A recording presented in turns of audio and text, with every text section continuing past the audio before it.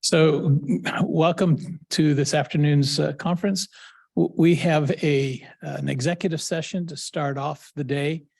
We have lawyers who are going to be with us. So we're going to take about at least 10 minutes. We'll start off discussing with those lawyers that's on pending litigation at the request of the Public Works Department. So we'll have our meeting right back behind, and we'll resume the meeting after the executive session.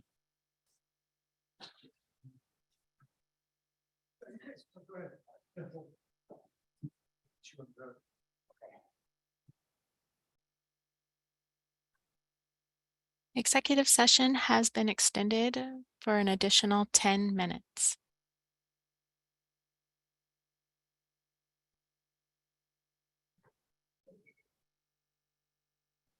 The executive session has been extended for an additional 10 minutes, concluding at 2:04 p.m.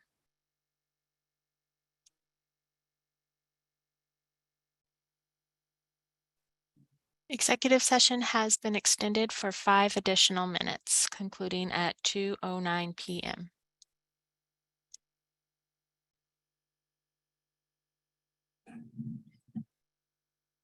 Thank you. Welcome back to our Tuesday afternoon meeting. We have finished our executive session. We did consider 3 different potential litigation cases. No final decisions were made.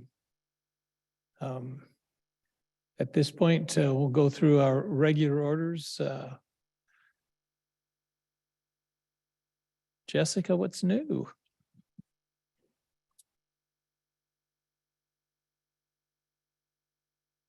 Good afternoon, Jessica Warren with Human Resources. I have a few requests this afternoon. The first comes from the WSU Extension.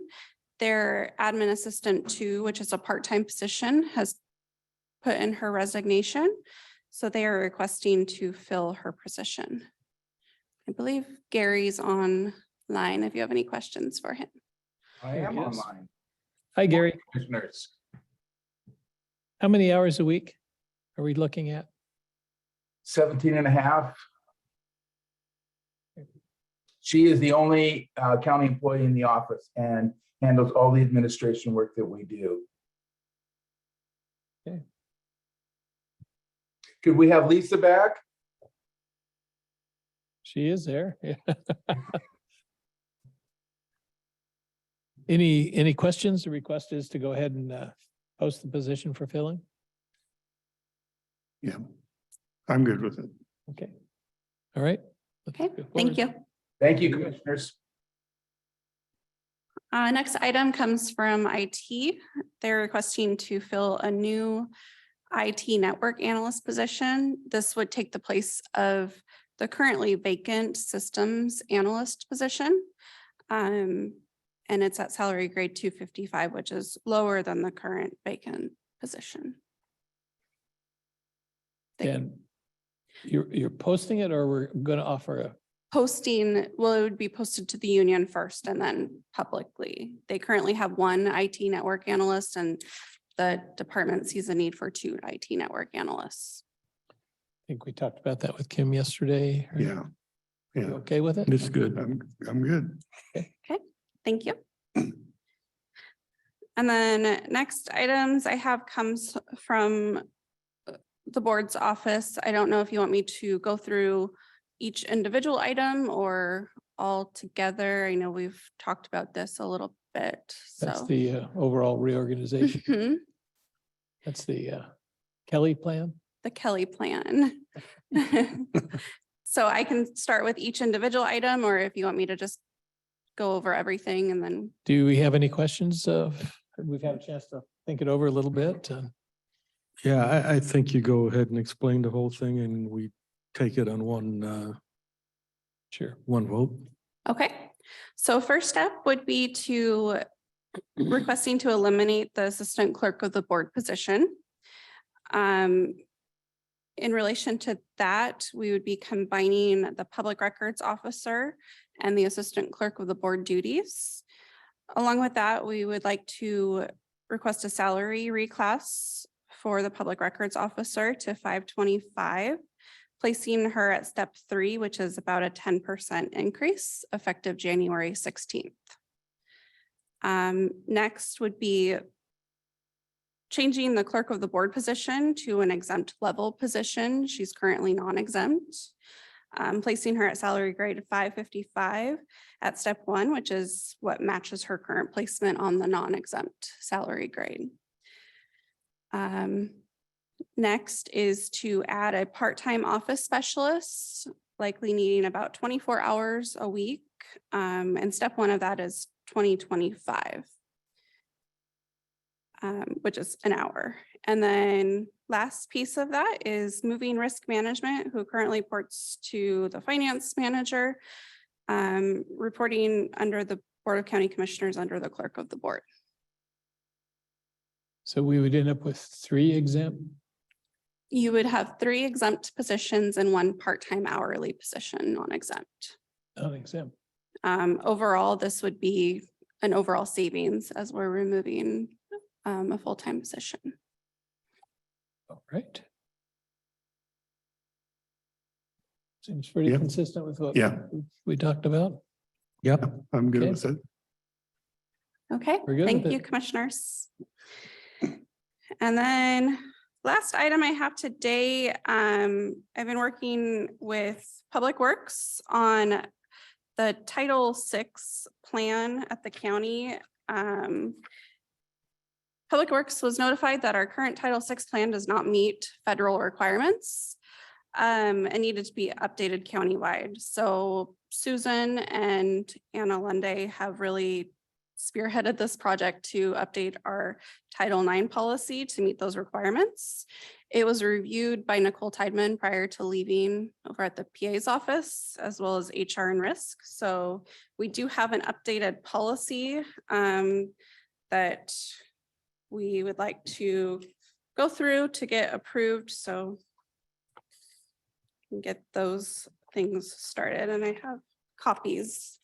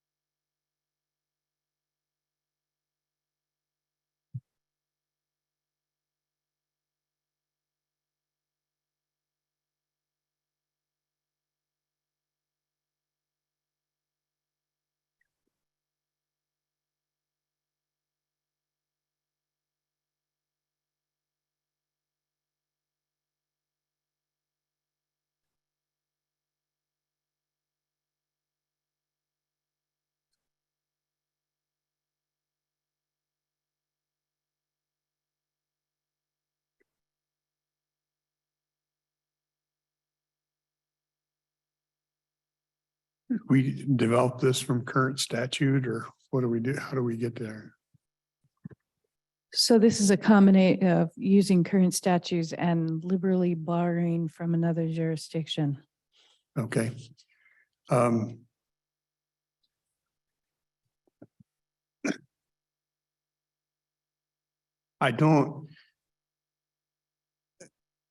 I've seen over the past, and I've commented on this in the past, that we've allowed people to discriminate based on medical choices.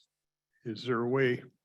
And I think it's wrong, and I wouldn't do that to our employees and stuff. And how do we put that in here where we're not going to force people to take medical choices? That's their decision. So you're asking how to, I believe, They've fired nurses, they fired other people for not taking a shot they demanded they take. and How do we protect our people from that kind of stuff? that I believe is a different federal title, is it not? Yeah, that is under a different policy. This is specifically for agencies that receive federal money. So how this came about was from WSU. Yes. They basically told us that our policy didn't meet policy Yeah. guidance to, So agencies that apply for- receive federal money, are they also subject to the other policy you're telling me about? so different agencies would have their own Title VI funding. So I don't know how that meets. So Title VI applies to outreach and dealing with people who have limited English proficiency, making sure that when we're doing public outreach, we include all of the residents. So this is a policy on how we handle our external outreach. It doesn't apply to internal people. So this is our outreach. So when I hold a public, if I'm doing a project outreach, let's say I was I know there's certain census tracts that we need to explore. And if the census tracts meets the threshold of limited English proficiency, you're supposed to translate your documents into whatever language that neighborhood applies to. The sheriff's department already uses a language line where they have translation services. And it's a similar policy that Public Works and Health and Human Services need to be doing for our outreach programs. And this is directed towards our outreach to the public and how we're offering documents and public meetings. If there is a situation where we're holding a hearing in a neighborhood, having a translator available.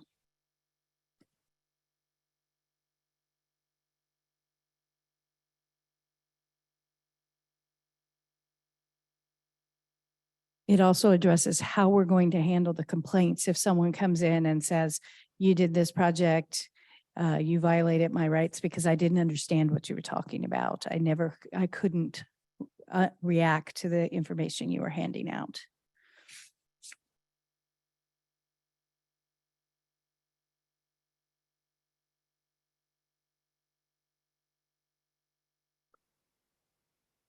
I notice a discrepancy on the list of protected classes.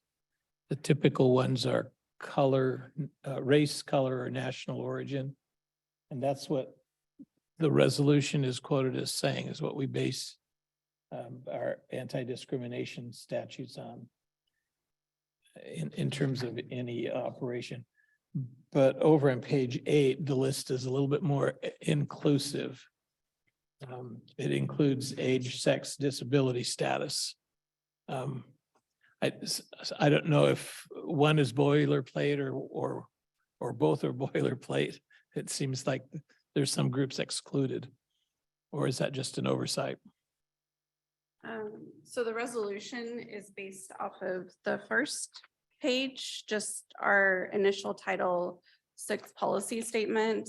And then the additional pages kind of go into the plan administration, how that works with public works and Mhm. their grant fundings and federal. Right. fundings. Um, Just pointing out that the resolution is not nearly as inclusive as what the plan is. And Understood, yeah. there should be some consistency one way or the other. Otherwise, you're sending mixed messages.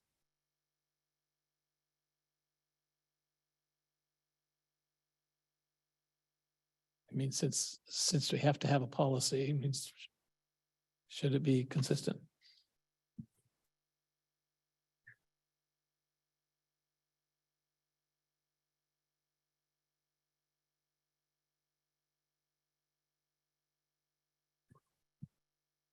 So you're suggesting the unrelated non-discrimination statutes either needs to be Or included? if there's a rational argument that Right. those groups are excluded. I mean, Yeah. I'm open. I'm not saying it has to be both same exactly, but if if it describes our anti-discrimination policy, it should be, I think it should be consistent.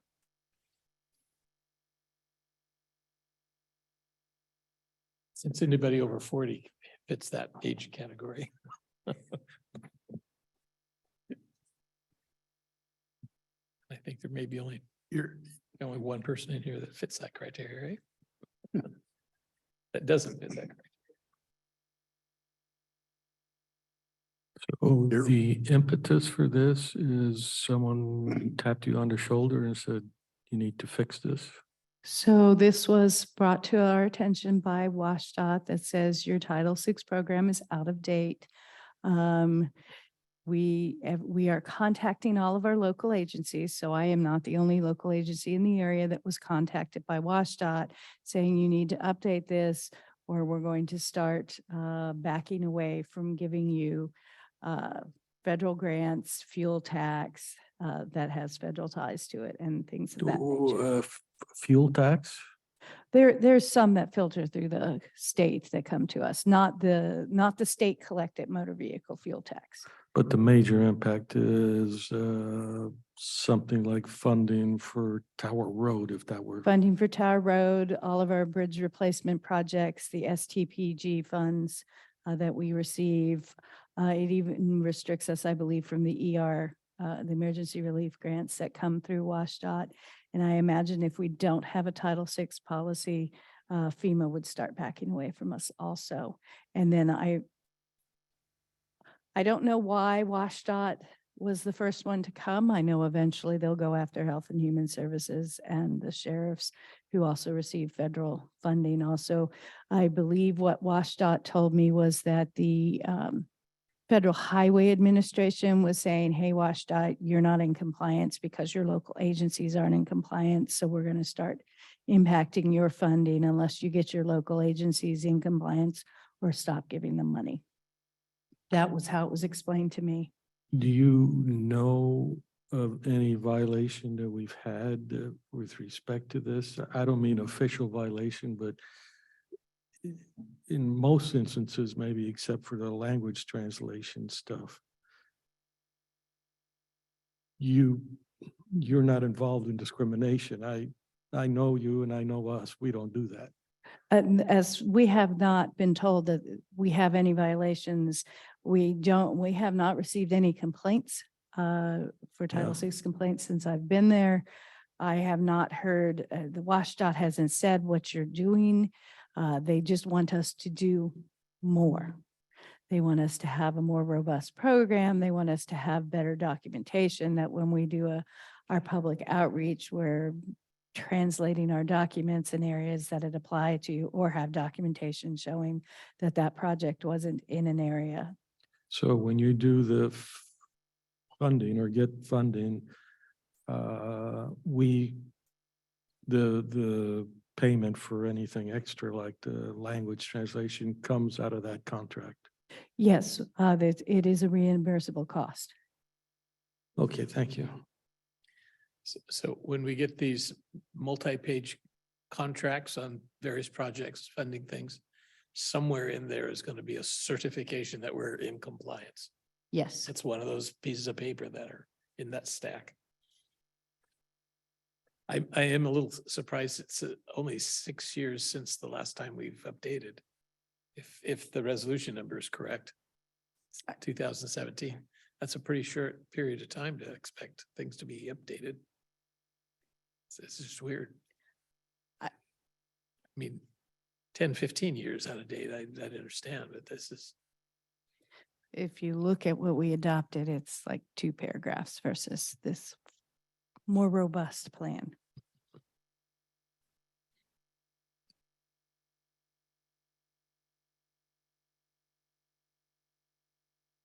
So I've been meaning to ask this. I've thought about it. I have no idea what it actually means. What is fair and equitable? Is something that fair can also be inequitable, or can something that's equitable be unfair? Do you want an engineering answer, or do you want to ask the attorneys who are probably the ones who will decide what's fair and Oh, equitable? I want your engineering answer. You have no idea either, right? I don't. That to me is something that's written by attorneys that, so that they have full reign to interpret it as such.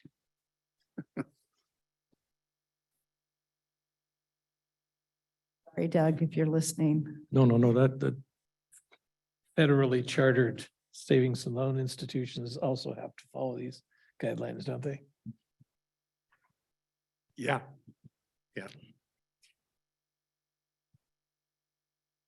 Well, if one of you can follow up on, what's said is appropriate, I'm okay with putting it on an agenda as soon as you can get an answer to that. so this is the kind of thing that I would look for our attorney to be on the signature block. Have the attorney on the signature block? That's what I would think. This is, Have we done that for our policies before? I, You mean for the resolution?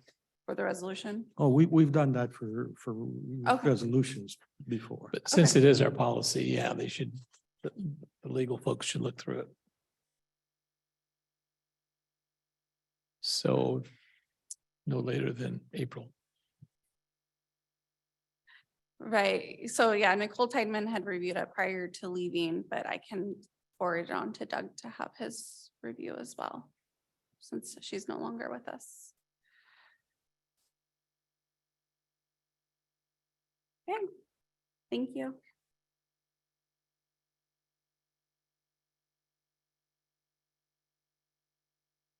Anything else?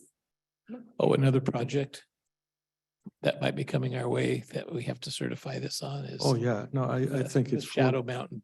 it's a earmark. foregone conclusion, but it doesn't taste good, but for our own protection, we really need the lawyers to sign up. I'm too naive to understand all the consequences of each line here. Yeah. All right. Do you have anything else for us? I was just waiting until we got to the meter reading. Meter reading. Okay, but I think next on our list is, Just stay there. That's what I Yep. ARPA?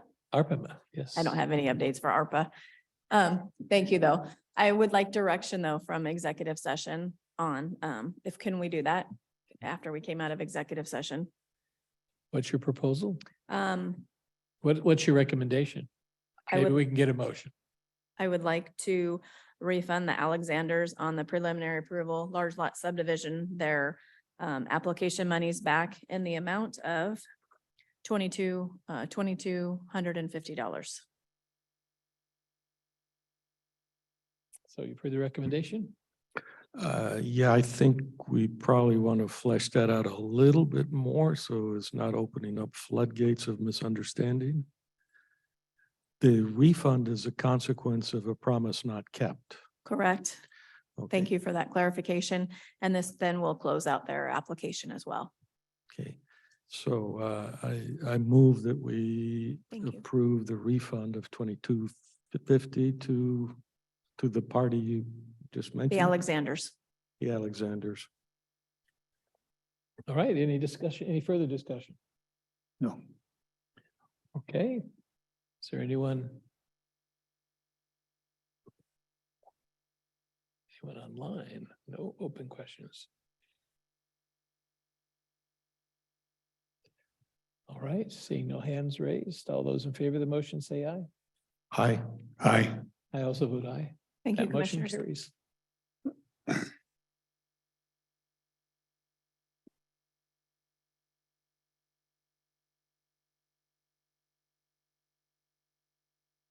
That'll be the last time she gets away with that, right? Good afternoon, Commissioners. Patrick Harbison, Public Works. The meter reading contract. In 2019, we made a decision to contract out our meter reading for mostly the safety of our meter readers. At that point in time, in that year, we had 4 near misses on Spirit Lake Highway when they were reading the meters along that highway of our operators when they were stopping on the highway periodically or at every meter. So we contracted out the meter reading and it's come to an end. And so we're bringing before you a new contract for 5 years. The price per meter has gone up 10 cents. And so the contract is approximately 10 $1,500 cents. Period. per meter. So it's $1.20 a meter. Okay. Okay. I was gonna say. So the total monthly estimate at this point with the meters we have reading is just over $1,500 a month for the contract. So this would be a 5-year contract. As meters are added or taken away, the amount goes up and down. So is this a full-time job for somebody? Yeah, I don't think we have that many meters. Do we? We're using the same, it takes them about 3.5 days to read the meters for us since we're so spread out. Mhm. We're using the same company that reads Beacon Hill, Longview, and Kelso. Oh, And then they're based out of Oregon, so they read Okay. they have others too. If you're ever out there, they're on the little scooter that says meter reader on the back. And Yeah. sometimes he carries it on the back of a car when he drives around, so. interesting. 1,500 a month, it's probably less than paying an employee to do it, Yes, would seem to me. Actually, it's less, it's cheaper than certifying we're not discriminating against them. So we'll bring that to you at Tuesday's meeting on consent, so. And then yes, sir. 5-year contract, we have escape clauses and escalation clauses. Yes, this is the standard personal services contract that Doug has approved that has those escape clauses in it. And the escalation, the fuel starts to be $1,000 a gallon. Yes, absolutely. They have one chance to increase cost once a year at the beginning of the year. And it is limited, but it is a negotiated increase as Okay, well. thank you. Okay, any other questions? No, sounds reasonable. Okay, next Tuesday, most likely. Yes. And so while I have one other thing we wanted to let you guys know. We have learned that for some reason, the bills for Ryderwood did not make it from Portland to Ryderwood. We don't know why. They made it to the rest of our customers. We learned of this yesterday when we spoke to the postmaster out there. She actually called us and let us know. We have a letter, we wanted to inform you, we have a letter going out to them today, letting them know that there are other options such as come and visit us in our office. We have online capabilities and telephone capabilities, but we will also have staff out there on Tuesday for 2 hours so that they have an opportunity. We'll have copies of the bills that they can see, and they'll have an opportunity to pay either by check in a Dropbox we'll take with us or by credit card while we're out there. So we wanted to let you guys know that. Great. So they didn't get it until the deadline? Is that what you're? Yeah, the bills are due on Tuesday, so we want to try to make it as easy as possible for everybody to meet the due date. Yeah, let us know how that works. We just roll with what we're given. I Yep. mean, Well, I appreciate the fact you're not being hard nosed, because we have some people that are unforgiving, no matter what the reason. Yeah. All right, is there anything else? You know, Patrick, that expression has taken a new meaning since the legalization of grass.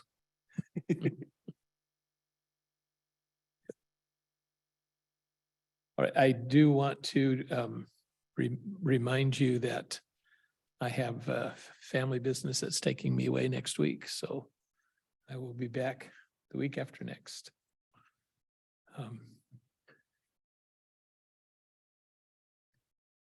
So anything else? All right, we are standing adjourned.